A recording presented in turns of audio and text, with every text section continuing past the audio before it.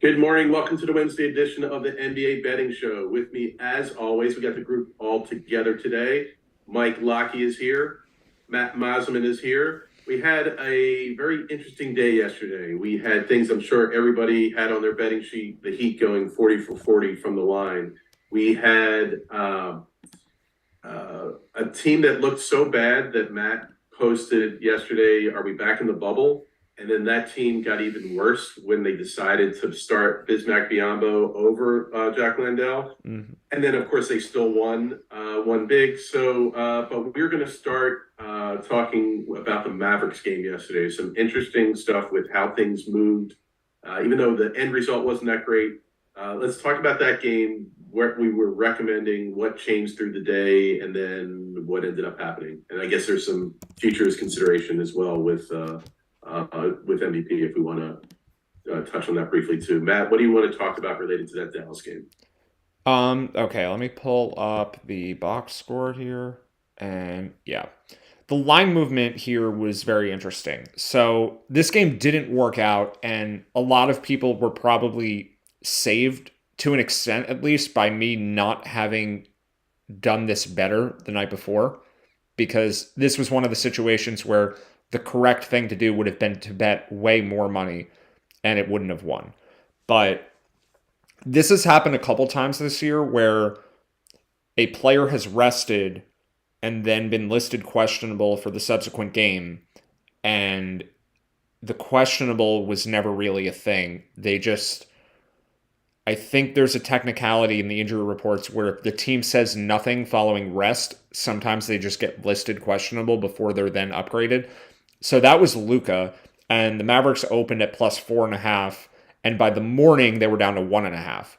And I had tweeted that the Mavericks would be a good bet if Luka was in that number, but by the time we all were awake, it had already changed. So the Mavs were still a good bet at the lower number, but they were a 3 unit bet if you got it at plus 4.5.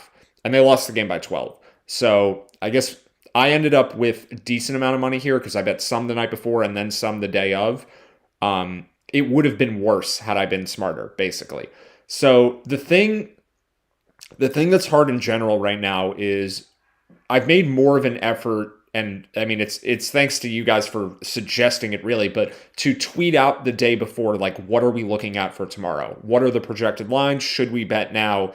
Basically to do like a mini version of the show the There's only previous so many day. edges in NBA, right? And like one of the edges is opening lines, Yeah. and the opening lines do move quickly. They get more efficient very quickly. But I've been like, yeah, I mentioned this to Mike and I mentioned this to Matt off air recently. But basically, these lines open, you may never get that line again. You may never have an opportunity to get back there, but that's not always true. Sometimes that's the closing line, right? So it's this constant battle of what is my opinion versus the public's opinion versus what I think the market's going to do, and also just like what then on top of that we got to do all this other work with who's in, who's out, how Yeah, likely are that's they to play, that's what the are the key. No, ratios. that's the key. Because if we knew the projection the night before, it would be really easy to just bet all the plus EV things the night before. Like, there isn't much reason to wait because on average, I would say more than 80% of the time, if there is no news, like as long as there is no significant player news, we are going to predict the line movement just because our model is better than the opening lines. Like the market is going to shift towards what we have most of the time, with the exception of there being significant player news. So the problem is we do have player news a lot of the time, and to predict line movement in those cases, it's much more complicated because we don't necessarily know when a guy is questionable, what percent likelihood does the market think he's in or out. And with Luka, like, I thought he was closer to probable, but I didn't know. I didn't know. And it became more clear when he was at shoot around. But like, we're dealing with uncertain variables. Like, it's not just the Portland game was easy. There was no one on the injury report. We had the line projected 9.5, and the overnight line was 7, and there was an edge there. And betting it the night before just makes sense. The game closed at 9. Like, it moved towards us eventually. It sometimes it won't go totally linear. Like, I think it actually dropped to 6.5 and then went all the way back up to 9. But it's not, even though it's not totally linear, without news, the model that we have is going to predict the closing line relative to the opening line. We're going to get good line movement. So betting earlier in general is the right strategy. But with a case like Luka, or anytime there's significant player news, it's way more vague. Like, we just don't know. So we're kind of just guessing, and sometimes we're going to be right, and sometimes we're going to be wrong as far as when can we get the best number. Like, sometimes you're going to bet a game at +3, and then you wake up in the morning and you can get it at +4.5 now, and it may close at +2, but if you had been more patient, you could have gotten a better number. So Yeah, would you say it's that just you hard. add a here's kind of my mentality, and I think that my preference for overnight betting would be some kind of half of what I would do if this were like right at lock, right? So Yeah. like, my 3 unit plays, maybe I only do a unit and a half because like there's still this there is a certain amount of uncertainty, and always you can add more later if you need to, based on how the news rolls in or whatnot. So Yeah. do you have a general opinion? Do you do more than a half? No, I think that's right. So the Denver LA game from 2 days ago, that game ended Opened up, at 6. that was a game where the Nuggets opened -8.5, and I tweeted about it the night before, and I had bet 1 unit the night before. But based on our projections, it was going to be bigger than a 1 unit bet, but I kept it Right. to one because the information could always change the next day. LeBron ended up getting downgraded, so it ended up being even better. Like, that was out of nowhere, kind of. He was probable Yeah. and then downgraded. So this is kind of the point. Like, the information can always change, which is why, I mean, But it can also averaging break in in. your favor just as much, right? Like, so of the unknown variables, you could argue they're just as likely to go in your favor as against you, right? Yeah, in a case where you have no information, yes. I mean, like, obviously betting against LeBron has a lot more value than betting against Jokic because LeBron is way more likely to randomly sit than Jokic is. Right. But Although I Jokic just sitting think, is a much larger impact, so like it's Yeah. disproportionate to the magnitude. Like, it is, Sure. but I get what you're saying. Like, there I'm are. saying kind of like not use LeBron and Jokic as just like I'm saying as a vanilla team versus team. I think it's fair to say it should the completely random unknowns should break in your favor just as much as against you. Well, there are cases where it is disproportionate, which is maybe where I'll be more comfortable. Like, if we're showing an edge on the Pistons, for example, I'm okay to bet that one because no one on the Pistons matters. Right. Except for Alec Burks, but whatever. They have one guy who's important. They only have a chance to give him more minutes, right? Like that's Right. his only upside. And if he's out, he's playing so little anyway, it doesn't make the team that much worse because they don't like to play him because they're tanking. Like, they don't play Alec Burks because they don't want to win. But yeah, for a team where like their team is very balanced, New Orleans is like this too, especially with Zion out. Like, everyone on the team is kind of good. You can't lose as much in that team rating as you can with, let's say, the Mavericks, where if Luka is ruled out, the team goes from pretty good to really awful. So in a less fragile team, I'm more inclined to bet on them for like the full amount overnight. Whereas with a fragile team, which could either mean they are very top heavy or they have very injury prone players, like the Clippers are both.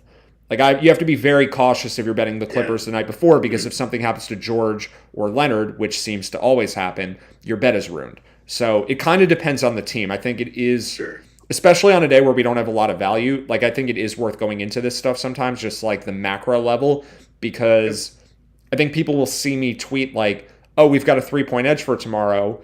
One, I don't know that exactly because I'm guessing or I'm estimating the projected spread. We don't have the model set up yet. I mean, I can get it within like a point, but it's not perfect. Like, in my head, I know roughly within a point what every game's projected spread is going to be. So when I'm tweeting that, I have a pretty good estimate, but it's not perfect.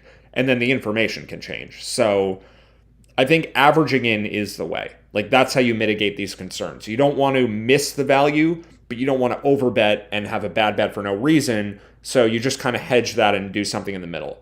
So if it's, maybe if there's a 3-point edge overnight, treat it as though instead of a 1 unit, it's a half unit. If it would be like a 2-unit bet, just do 1. And then the next day, depending where the line is, you can just add more.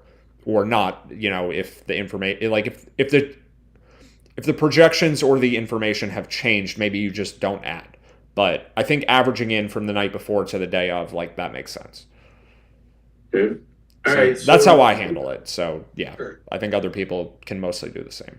all right, so it's definitely some interesting day to day or night before versus day of conversation there. On this game in particular, anything that you think is actionable for futures, whether it's MVP, as Luka had another big statistical game, even though they lost. Yeah.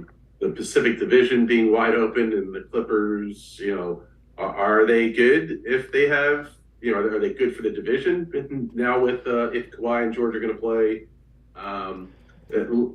Anything there, any bets that you saw change in value enough for you to do something last night? Yeah. Or today, Matt? I mean, the Clippers were going to be looking unbelievably overvalued if they had lost another game. This would have been their 7th loss in a row.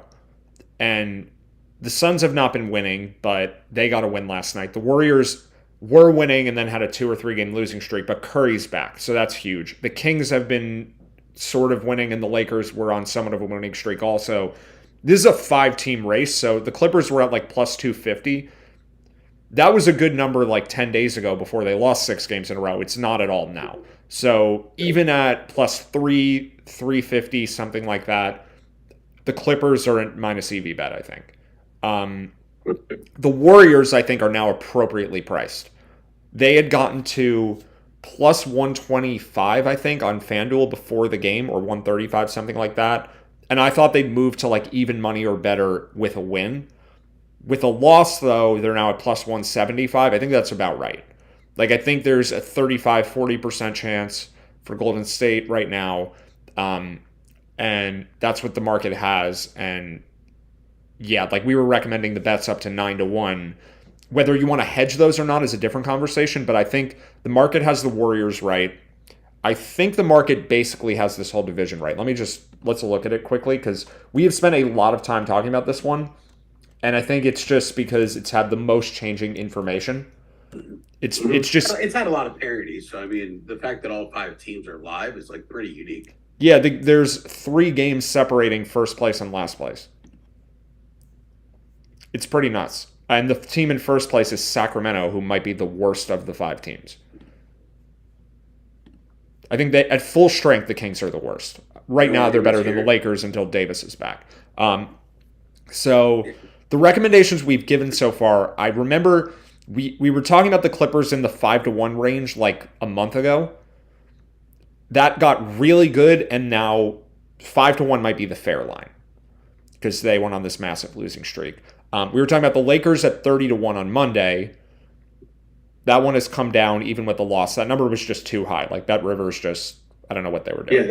I grabbed a little piece there just because even when we were looking at it on air, I think FanDuel had it at plus 2,100. Right. Bet Rivers plus 3,000. So that couldn't be. Yeah, that was a good one to secure. We were mid-conversation about only taking the Lakers at 21-1 if they beat Denver, but then we found the 30-1 is like, that's high enough to just take anyway. Yep. So that number has come down to like 15-1 or around there at every site. So hopefully people got that one. The Warriors 9-1 was like 2 weeks ago. So we've now recommended 3 teams here. I have the Suns at like this number from before the season. We didn't talk about this one on the show, but I think this talked about it in our private chat before the show. This is the one I want to talk about. I don't think there's value yet on anyone. Like, I don't think there's new value yet on anyone. There's been a lot of value here. This looks very much. My tune, I suppose. What's that? I want to be heard that I changed my tune. Okay.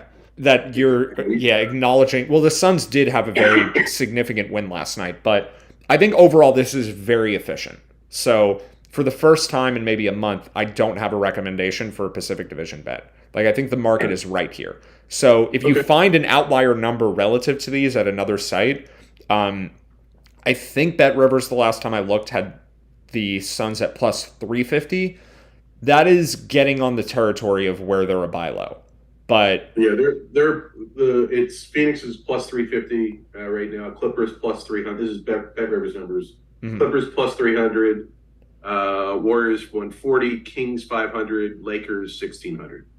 Yeah, so if any of those teams is potentially undervalued, I think it's the Suns, who are, I still think at full strength are the best of all these teams, but they are the furthest from full strength right now. because I certainly think Chris Paul is very fragile. I think that, expecting him to carry a full season and playoffs could be tough. But at plus 350, you only need 22% odds for break even. And to me, they got to be 35% to be the division champion. I don't think it's there yet. I don't think it's there yet because, well, one counter for the Chris Paul thing, there is a fragile player on every single one of these teams, and a couple have multiple. Davis and LeBron, Kawhi and George, Curry and his issues this year. Maybe he's not injury prone, but he's dealt with a lot this year already. Klay Thompson obviously has been hurt. The Kings are not as injury prone, but Sabonis is dealing with a thumb injury, and they're just worse than all these teams. There are flaws with everyone. So the real thing for the Suns is, when is Booker coming back? That's what we care about. If Phoenix goes into Denver tonight and wins, which, again, they're 13-point underdogs, just like last night, then I think I'd be comfortable putting them into that probability that you just mentioned, where they're 30%, 25-30%. So if the Suns win tonight and you can take plus 350, and then especially if you've bet all these other teams already, like as a hedge, there's more incentive to bet the opposite side of something if you've already bet, to like as a bankroll management strategy. So if you have the Warriors and the Clippers and the Lakers, or maybe just two of those three, you're more incentivized to get a Phoenix bet in just to like mitigate risk. I still wouldn't do it at this number, but plus 350, you can maybe just take that now if it's as a hedge. And if not, I would kind of just wait to see how the next game or two goes. Like if they win tonight, that's a game they're basically projected like not to win. Right. They're 10-1 on the money line or something. So if they win tonight, that would be. Yeah, and when it comes for this division, like last night's game is going to end up being potentially a real critical game. I'm still trying to figure out. I'm looking at that Suns roster and trying to figure out how they won that game last night. Well, it also clinches I'm pretty sure clinches the tiebreaker for the Suns over the Warriors, because they had beaten them twice already this year. They're 3-0 against them now. So yeah, that could be pretty big. But one thing though is that DeAndre Ayton not playing doesn't matter. He has a negative 1.9 player rating. The line didn't even move for him. Chris Paul and Booker and Cameron Johnson and Cameron Payne to a lesser extent are all really good. And they still don't have Jay Crowder playing. So, yeah, this was a bad team. But Mikal Bridges is good. So they had one really good player. Yeah, and a bunch of average guys were. Yeah, they do have Bridges doing more than he did last year. So he's not just standing in the corner and cutting. But Damian Lee is also rated well. Like, that's one of 538's wins this year. He's been quite good for Phoenix. His player rating is at 0.3, which is nothing special, but if you would have said like the Warriors are just going to throw away a guy with a slightly positive player rating, like Damian Lee is better than Jordan Poole. Yeah, Jordan Poole sucks. Heck was stat line last night. Well, last night Damian Lee certainly helped his net rating: 22 points, 7 rebounds, 4 assists, and a Jimmy Butler like 14 for 14 from the free throw line. So, what do you think Thanksgiving is like for that family with Doc Rivers and the Currys and Damian Lee? Like, how do you think that goes? You know, those people are all related. Yeah, if Doc's involved, so I'm sure he's making bad decisions on the dinner menu. So I don't know how that web's interconnected, but it sounds Seth Curry is married to Doc Rivers' daughter, and Damian Lee is married to Steph Curry's sister. Wow. They're all family. They were all at the game last night. They kept showing it on TNT. Like everyone involved was in the stands except for I guess Seth Curry, who's in Brooklyn. Yeah. Last thing on that game from last night, I liked that the roster was so unusual that you actually tweeted, "Are we back in the bubble?" when the Suns announced their starting lineup.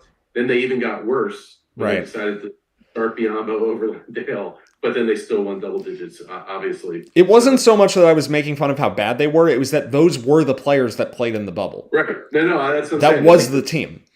Right. I looked at it as well. And then I actually watched the start of the game and I saw Biyombo starting. I'm like, oh, my goodness. But Biyombo actually was positive last night. So yeah, he's generally very, very bad. At least, I mean, he's like the worst offensive player in the league besides Udonis Haslem and DeAndre Jordan. Like, he's the next guy.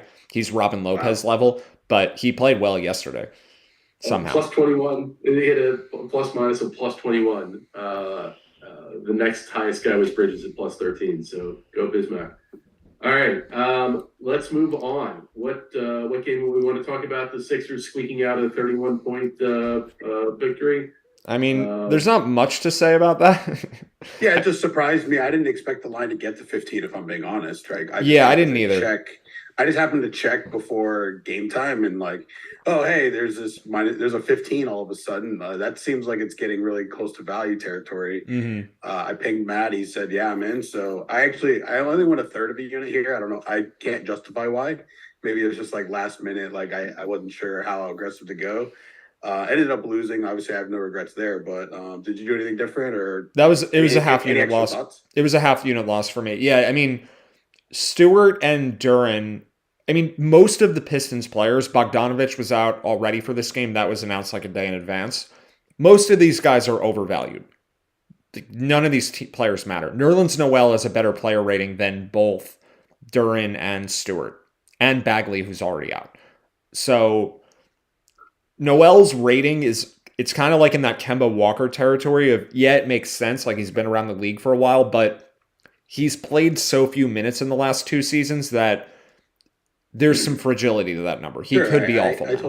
I actually thought he was going to be a real great NBA player coming out of college, and I was just wrong on that. He's part of the best Sixers team of all time.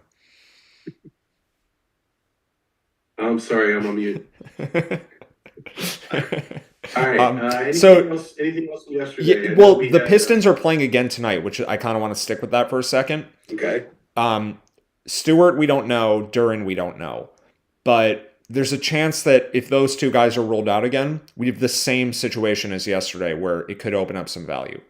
I don't know, though, because maybe we'll just pivot to today because, I mean... Yeah, I was going to say, if you can... Because I had a question for you on that game. So if you could pull the value tab up. Yeah, we can bounce back and forth. But yeah, for the value tab now, we do have... The Pistons' value is really only if Anthony Edwards is out. Like, regardless of Stewart, Duren overcorrections, we can't really have a Detroit bet unless Edwards isn't playing. Because right now we're showing value on the Minnesota side. But let's say, like, I think ideally, the way we get the most edge on this game is Stewart and Duren are ruled out first. The line goes up to like 8.5, and then Edwards gets ruled out. He's worth 2.5 points, and then we end up with like a 1-unit bet back on Detroit. Yep. Yeah. I think it could break that way. Well, we could also get the Edwards juice first, and that just kind of throws it all out the window. So yeah, we likely don't have anything if the news is first, or if he's in, then we're not going to have a Pistons bet either. So the only way we're going to have a bet here, unless something totally different happens, is if we get the Detroit news before the Minnesota news. All right. So my question here though is, if Stewart and Duren are net zero, yeah. So them playing or not playing, no impact.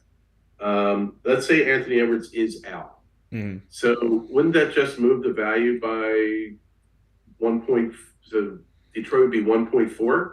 Right, but if Duren and Stewart get ruled out, the market is going to react. That's what happened yesterday. Okay. And we may be looking at a plus 8.5. Yeah, that's what happened yesterday. Yeah, the market may react to these guys that are worthless and open up a better bet than what is going. Got it. I was just looking at trying to figure out where the value is coming from. All right, so if they're out and the line moves, and if Ant is out, then it's a lot that has to go right just to create a 1-unit bet. I do kind of struggle with saying 2 players are worth 0. I just struggle with that. Like the coach clearly thinks the guys behind him are worse in some degree. I don't think that's why they play, because the Pistons are a tanking team.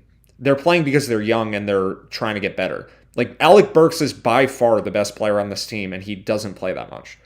And it's not. Right. And if you ask the whole organization, they'd probably be like, "Yeah, we know Burks is our best player, but we don't care about winning." If they were being really honest, like, why would they want to win? They want victory. I really struggle. Like, I don't have tanking in my blood. It's just not it. Like, I can't view the world through that lens. The Pistons are 11-33 this season. They are playing for Wembanyama. About that back sometimes. They're 11-33. They need Wembanyama. Yeah, I hear the Simmons is changing his turn. So first he was calling it tanking teams, wobbling for Wembanyama. Now it's trauma for Wembanyama. So okay. But yeah, so the Pistons team, like Yeah, they want to be in the bottom three, and with where they are, they want to. Duran's like a perfect guy that you want to play, and not in the trying to lose. In the, I mean, he's even 19 yet, or he's just 19. I think he's 19. He's a guy you want to get reps and figure out. Yeah, Right. he's really raw, but has some real quality NBA skills. Mainly rebounding, and he's got an NBA body that's just going to get even stronger. So you want to give guys like that reps. You want to figure out. The thing that you do if you're trying to lose on purpose, I agree. Duran playing is for his development. The thing you do when you're trying to lose, though, is you tell Isaiah Stewart to shoot a 3-pointer 4 times a game. That's the tanking thing. There's no other reason for that. We love him, but he can't shoot threes. I don't know what he's doing. Once in a while we get lucky, and sometimes the odds are just set up in a way where you can benefit. But that alone, I think, should indicate this team doesn't care about winning. There's no competing team that would have a player as bad at shooting as Isaiah Stewart encouraged to shoot more. It's just testing things out, and with a side effect of, we're going to lose more, which is also good. So being ahead of what they're testing is one of the sharpest things you can do, right?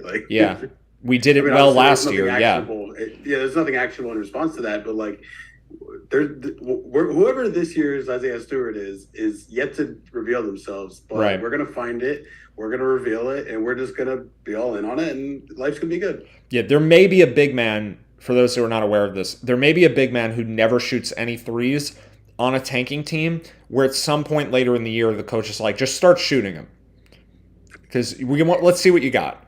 And then 3-point props on that player. It's a shame we weren't running the show during that saga. That would. I do have DraftKings clips of it. Yes, it is available. I'll see if I can find it if anyone's curious. You are legendary. Yeah, tweet at me if you want to see that.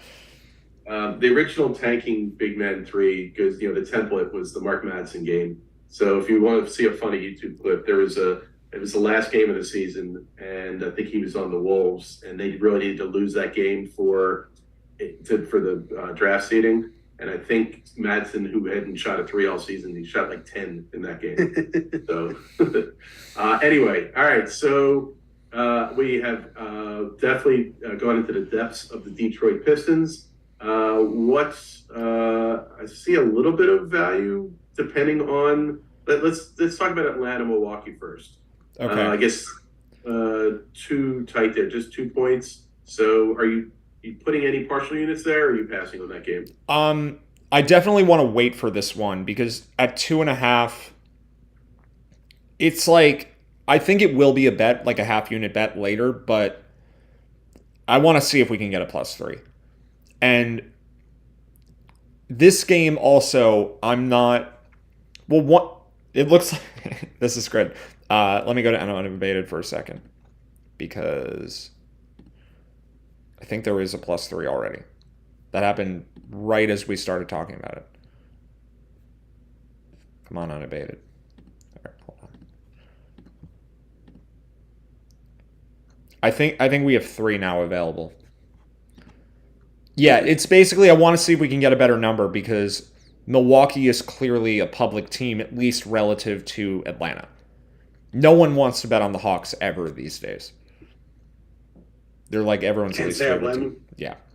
They did just have a great win against the Clippers on the road where they were down and came back. But, DraftKings is at 3 right now. So, I think, that for sure is at least half unit bet.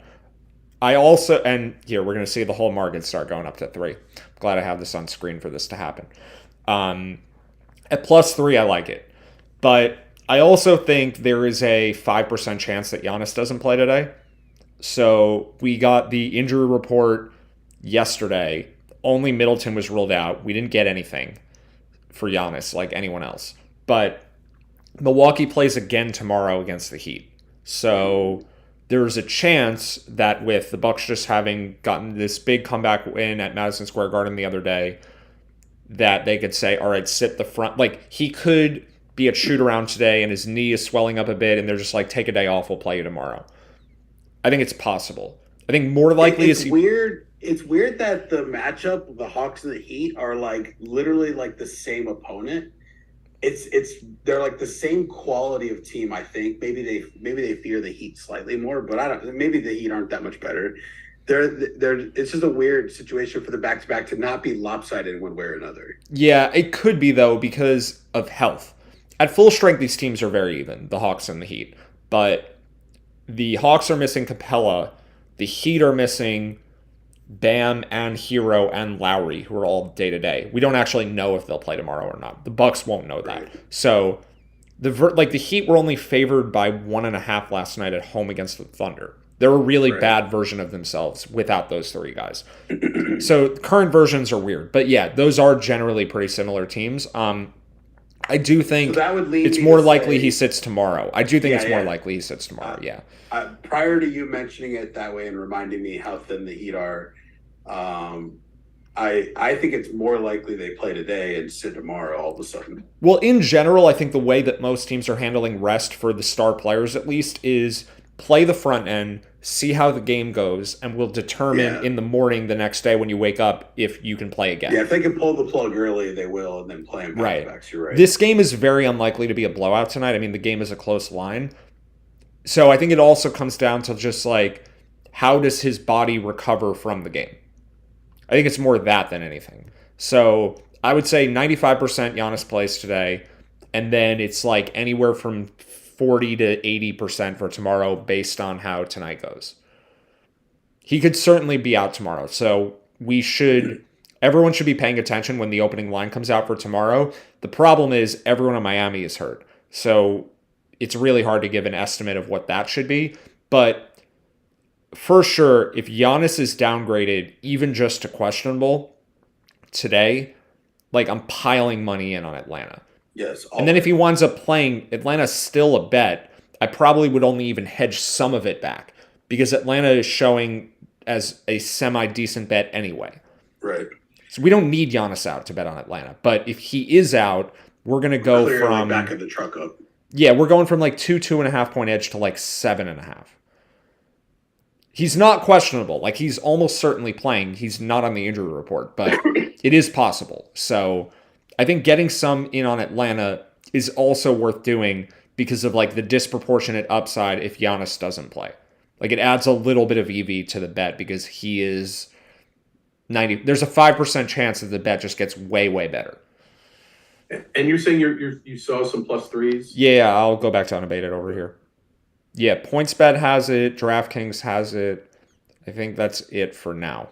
BetOnline has it. Some of them are like a little bit higher juice, but yeah, I think I would take those. Yeah, I don't have access to any of those sites, but I'm gonna wait for. I mean, some of the market has gone to 3, so I think it's likely that others will follow. So if you only have 2.5, maybe just wait a bit. Okay. Yeah, so Alright, that game is relatively simple, I guess. Yeah, we can move on to others. Right. Yeah. So let's talk Washington, Chicago. Okay. Looks like at least three potential moving pieces. What are you looking for? What are we doing? So we almost certainly need Porzingis to play. This game is somewhat complicated because there is a massive compounding effect between these two Wizards players. Like, you could look at this and say, if DeRozan and Porzingis are both out, we still have a 2-point edge on Washington because it only dings the Wizards by 1.5. Porzingis is 3. DeRozan's 1.5. So that hurts the Wizards by 1.5 if they're both out. But our value is 3.6, so that would move it to 2. But if Gafford is out, we may have a Bulls bet because the Wizards don't have minutes are not good minutes. I know that. Taj Gibson. Is that what you said? Yeah. Yeah, and it's Taj Gibson, and it's one other really, really bad player there, Anthony Gill. Yeah, those are not the guys, and like they have no depth behind Porzingis and Gafford. So there's no scenario where we have a Washington bet if both of those two are out. If only Gafford is out, that's fine because at least Porzingis is there. But even if all three of these players are ruled out, there's no Washington bet. I will be keeping an eye on Kuzma props today, for the record. Yeah, Kuzma may play some center if both these guys are out. If they run Kuzma at the 5, he's going to put up like a 40, 12, and The usage isn't going to be what you think, but the rebounds will be there. Yeah. He may play more minutes, so I don't know if we'll actually get any Kuzma props. These guys are questionable. Like the books know that they're questionable. That's going to make it hard to get props available. I'll check quickly to see if we have any for him. He is interesting. Are always though. just hopeful, right? Like it's so hard to know what the order is. You just hope they post a line that you can snipe. You know. Well, I mean, like there's already Bucks props because Giannis is not listed. So if he's out, you can certainly bet Drew Holiday stuff. Like that's there. But because Porzingis is actually listed, there are no Kuzma props yet. But the later in the day it gets, maybe if he's a game time decision, then we could get Kuzma props before that. So no, I agree. It's not like he's going to take 10 extra shots though if Porzingis is out.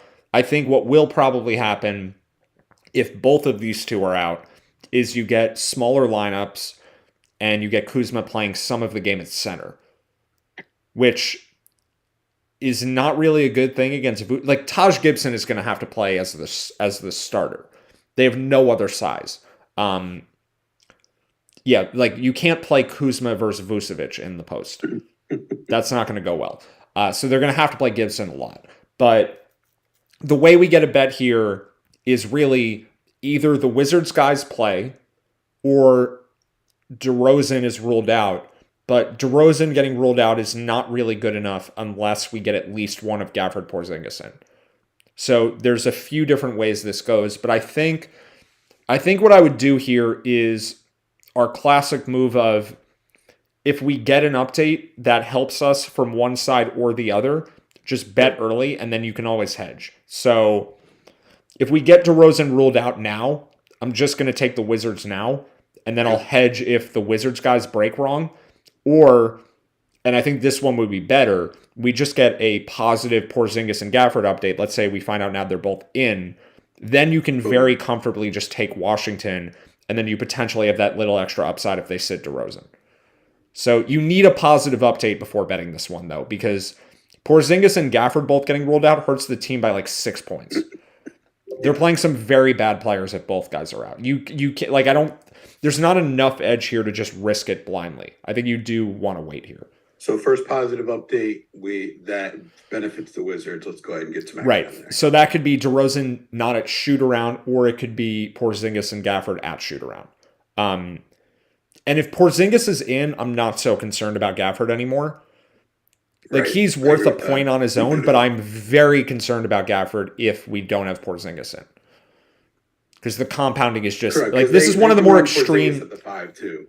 What's that? Oh yeah, they can play him at center. Yeah, this is one of the more extreme compounding situations in the NBA. The Wizards front court, they have nothing behind these two guys. I mean, Taj Gibson, we can say his name, but he's nothing. What's his player rating? I'm just curious. -3.5.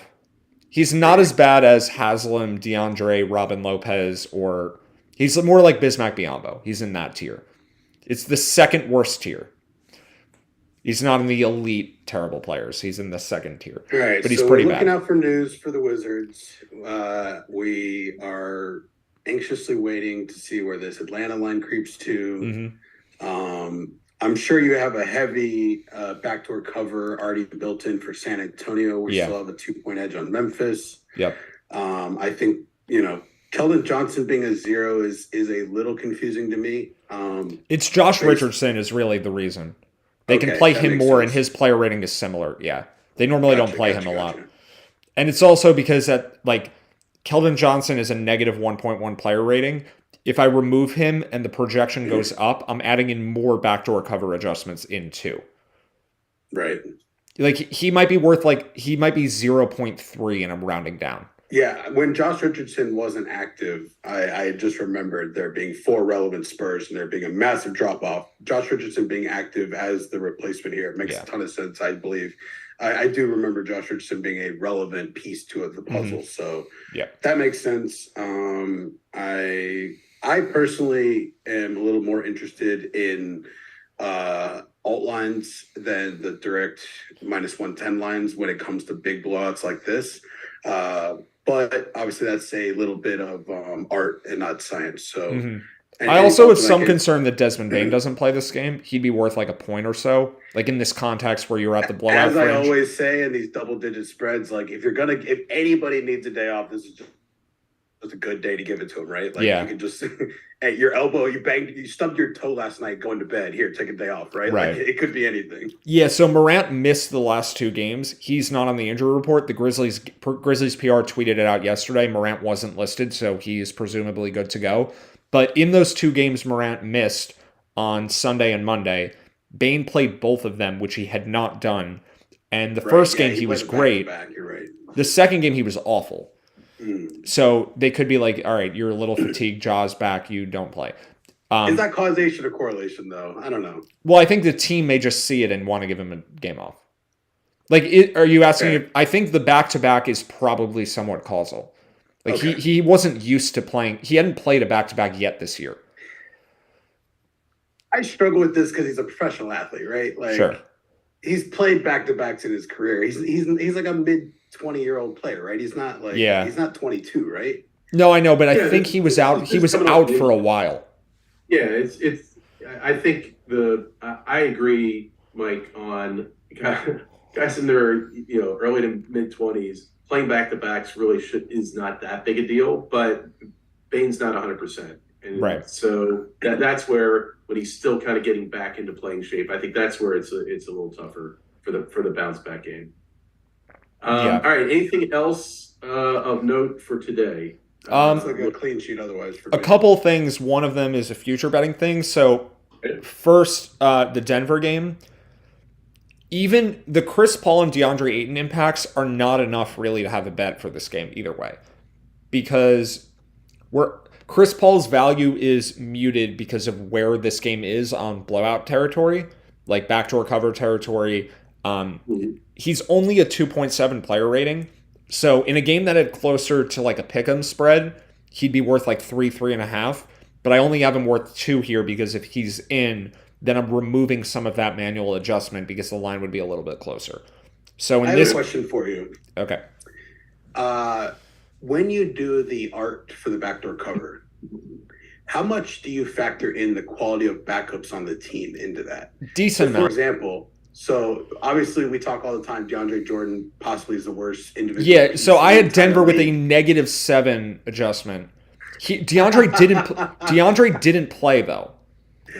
I hear you, but I was actually gonna like say like some of the other examples could be Boston or the New Orleans Pelicans, where like their backups are like super solid. Like you're telling me like the bench clearing lineup against the other bench clearing lineup is probably a massive mismatch when Boston's playing the other team's blowout run, right? Yeah. So, like, it's almost like do you include backdoor covers for Boston, or are they just so solid that they just crush? Like The team I'm is getting a little in the weeds here, but that's just a thought I the had. team is still going to let up in terms of effort, which is part of it. It's not all just that they're playing worse players. It's that they don't they're not as motivated because they're winning by so much.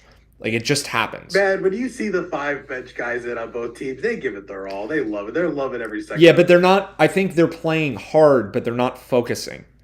Like you lose focus. There's no, and they're trying to like show off a bit. Like it's not a coherent winning basketball strategy at that point. They're just. I mean, if you watch the end of the Sixers Pistons game, it's just like Shake Milton pulls up for 3, and then like Killian Hayes does the same thing, and it's not like it's like a pickup game.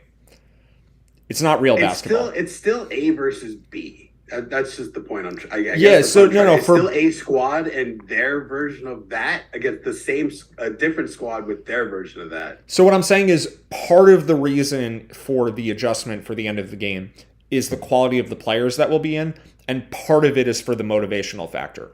So for teams like Boston and New Orleans, you still have to ding them a little bit, but not as much as other teams.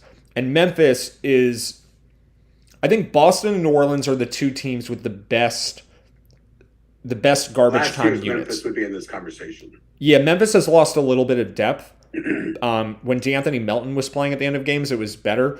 And now they have guys that were playing at the end last year that are more like foundational for their rotation, so they're not in. Like, it's more David Roddy at the end of games now. Sorry for, your friend that knows him, Kenny that coached him. Yeah. And Xavier Tillman is playing, and Brandon Clark is not playing because Brandon Clark is injured. So it's a little bit worse, but like Memphis might be the third best team for this. So I will make smaller, and this is subjective on my part. Like, I don't know exactly who's even going to be in the game at that point. Yeah, I don't know. Like, sometimes the Celtics will use Derek White for garbage time, and sometimes they don't. Right.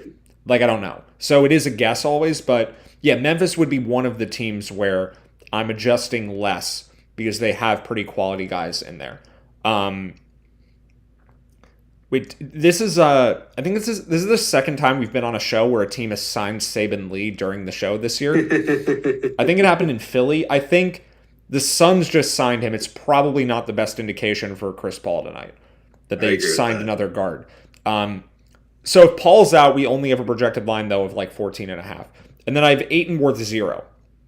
Like, Ayton's player rating at negative 1.8. Jock Landale. Team signing a guy is a great indicator for what's going on that day. Yeah. However, this one is probably not that actual. This, like, if Paul moved the needle to a bet, I would be really excited to be getting my bet in response to this, and I think it would be really plus EV. But the way it lays right now, I think that's not a good bet. Yeah, if Paul were worth 5 points, or if we were showing like a projected edge already, and then this would just if it was going to go from like a 2-point edge to like a 4.5 point edge based on the backup being needed, like I think that would be a cool spot to get an edge. But yeah, unfortunately in this case though, nothing burger for here, I think. Yeah, because we have a slight edge on Phoenix, and then if Paul's out, we just have a slight edge on Denver, but it's not enough where I'm betting it. It'll just flip it from marginal one way to marginal the other way. So I think this game is just nothing. The game for futures, though, that is really big tonight is the Knicks game, of course. The Knicks are still minus 107 on BetRivers to make the playoffs. And they are playing the Pacers, which is probably the most relevant team for them in terms of whether they make the play-in tournament or not. Yep. Let's look at... we have Knicks to make the playoffs and Pacers to make the play-in, so we're very pro Knicks in this game. Oh, yeah, because the Pacers, we actually are starting to get a little bit worried they're going to end up north of the play-in.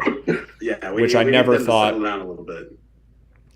Okay, so I want to put out the caveat again. These projections are not perfect. They're based on rotations, which have mistakes in them. But with the Knicks and with other teams that aren't currently dealing with any significant injuries, it's going to be more accurate. Like the Warriors with Steph Curry, the Lakers with Anthony Davis, much harder, and the Suns with Booker. More in the West right now as far as their flaws in their model. I think the East one is a little bit better right now. The only issue that's major with the projections in the Eastern Conference is that Kevin Durant being out is not yet accounted for here. That's it, though. Everything else is pretty much, like, I've gone through these teams. I trust the Eastern Conference projections a lot better than the West right now, just because the West has so much turmoil at the moment. The East doesn't really. That could change with Miami's situation, but I think all their main players are like day-to-day. So we have 5 teams here that basically have no chance to make the play-in tournament. Celtics, Nets, Sixers, Bucks, and Cavs. Like, it would take something pretty wild to drop one of those 5 teams. Like, those are the 5 best teams in the conference, and they're also the 5 teams that are the furthest ahead. So that only leaves one more spot for a team to finish above the play-in. And the Knicks, Pacers, and Heat are the 3 most likely contenders for it.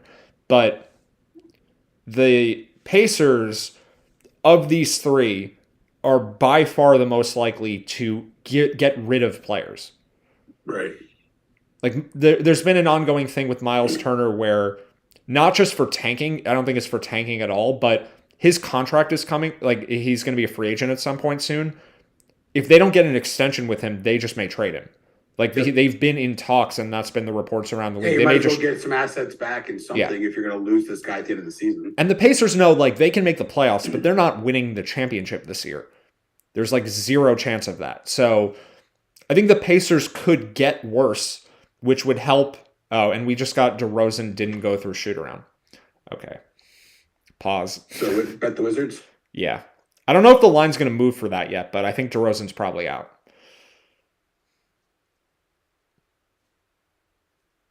Should have been logged in already. This won't be a good bet. I got a bet. If Porzingis and Gafford are out, this won't be a bet anymore. Yeah, I think it went off the board at a few of them anyway. Would you bet Washington now, or are you waiting? No. If you can get 1.5, I would definitely bet it now. I'm debating if I want to do +1 or not, because I don't think it's going to move to more than Pick'em yet, unless DeRozan is actually ruled out for real.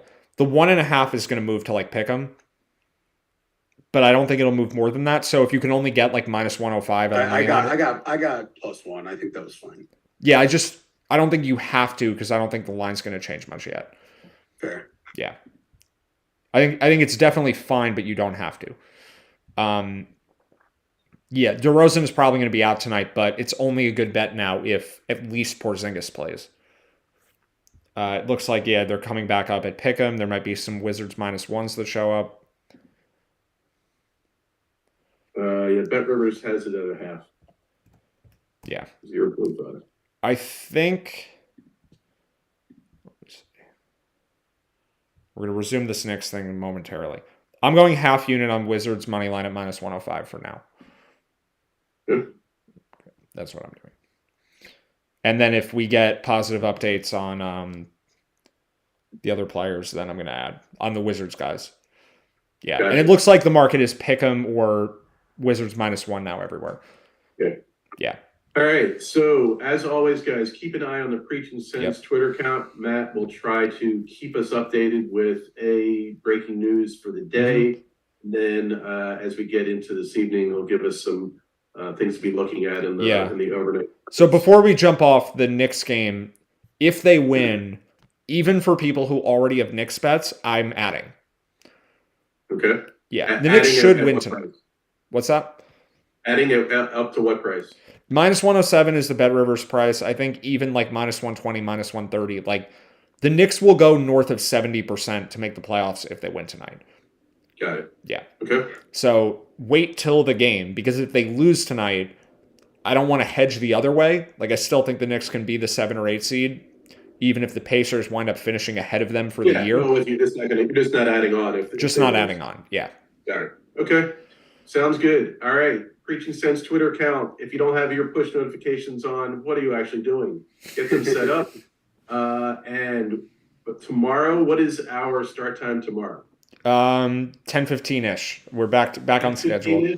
Yeah. Mark it down. Set your alarms. We will see you tomorrow morning. Good luck, guys.